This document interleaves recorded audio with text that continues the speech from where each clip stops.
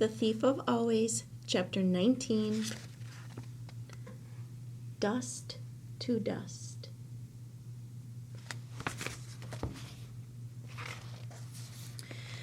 Rictus was waiting at the top of the stairs. His smile was sweet. His words were not. "You're a murderer now, my little man," he said. "Do you like the feel of Mar's blood on your hands?" "He didn't kill her," Mrs. Griffin said. "She was never alive. None of you are." "What are we, then?" Rictus asked.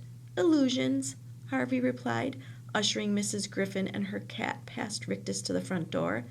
"It's all illusions." Rictus followed them, giggling insanely. "What's so funny?" Harvey said, opening the door to let Mrs. Griffin out into the sun. "You are," Rictus replied. "You think you know everything, but you don't know Mr. Hood." "I will in a little while," said Harvey. "Go and get warm," he told Mrs. Griffin. "I'll be back." "Be careful, child," she said. "I will," he told her, then closed the door. "You're a strange one," Rictus said, his smile failing a little. His face, when his teeth no longer dazzled, was like a mask made of dough, 2 thumbholes for eyes and a blob for a nose.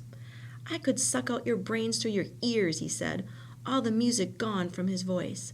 "Maybe you could," said Harvey, "but you're not going to." "How do you know?"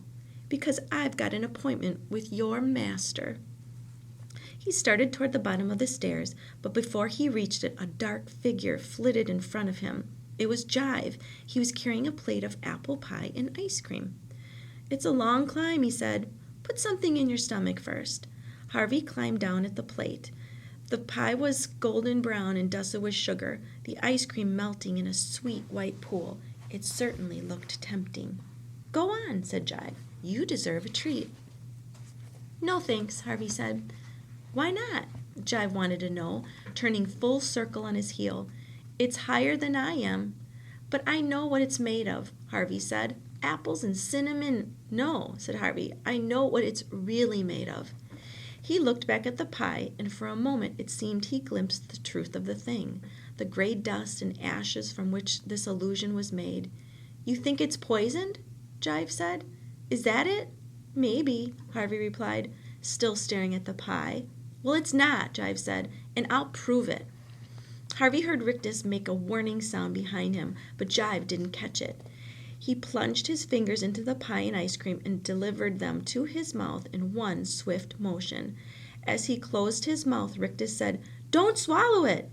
Again, too late. The food went down in one gulp. An instant later, Jive dropped the plate and began to slam his fists against his stomach as if to force the food up again, but instead of half-chewed pie, a cloud of dust issued from between his teeth. Then another, then another. Half-blinded, Jive snatched at Harvey's throat. "What have you done?" he coughed. Harvey had no difficulty shaking himself free. "It's all dust," he said. "Dirt and dust and ashes. All the food, all the presents, everything." "Help me," Jive said, clawing at his mouth. "Somebody help me." "There's no help for you now," said a solemn voice. Harvey looked around.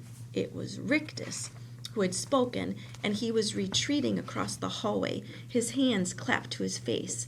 He stared at Jive between his fingers, his teeth chattering as he voiced the horrid truth. "You shouldn't have eaten that pie," he said. It's reminding your belly of what you're made of." "That's what?" Jive said. "What the boy said," Rictus replied. "Dirt and ashes." Jive threw back his head, howling, "No!" At this, but even as he opened his mouth to deny it, the truth came pouring forth.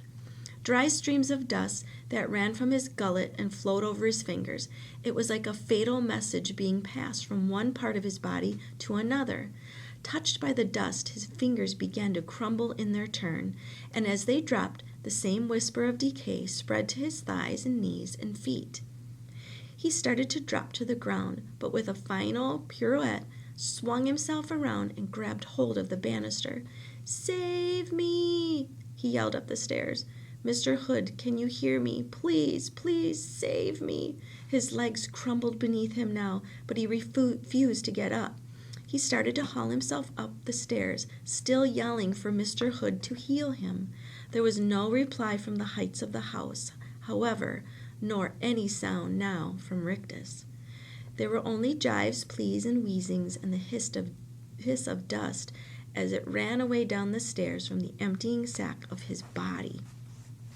"What's going on?" Wendell said, appearing from the kitchen with ketchup smeared all around his mouth. He stared at the cloud of dust that hung around the stairs, unable to see the creature at its heart.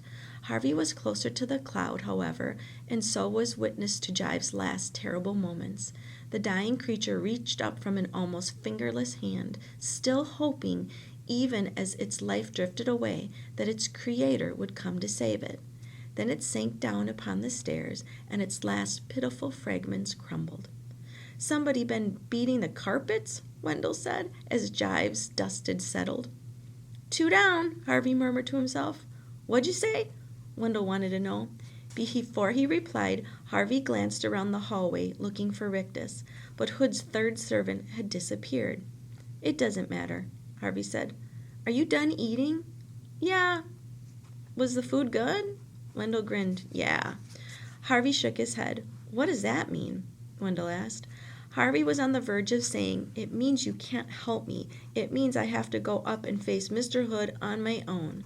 But what was the use? The house had claimed Wendell entirely. He'd be more of a hindrance than a help in the battle ahead, so instead he said, "Mrs. Griffin's outside." "So we found her?"